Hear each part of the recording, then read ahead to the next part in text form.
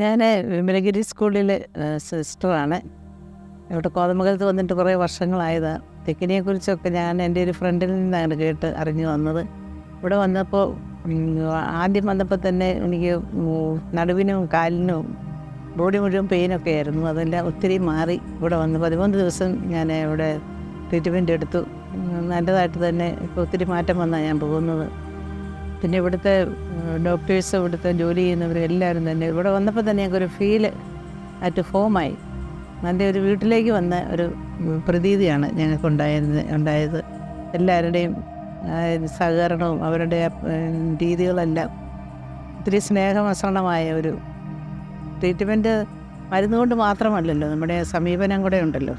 അതുകൊണ്ട് അതുപോലെയുള്ളൊരു ഭംഗിയായിട്ടുള്ള ഒരു ഇത് അനുഭവിക്കാൻ പറ്റി ദൈവാനുഗ്രഹമുള്ള ഒരു പ്ലേസായിട്ട് മാറട്ടെ എന്ന് പ്രാർത്ഥിക്കുകയാണ്. ഞങ്ങളിപ്പോൾ അടുത്ത് തന്നെ ഞാൻ ഇനി അടുത്ത് ആരെങ്കിലും വരുവാണെങ്കിലും ഞാനിങ്ങോട്ട് പറഞ്ഞു വിടാനാണ് പ്ലാൻ ചെയ്യുന്നത്.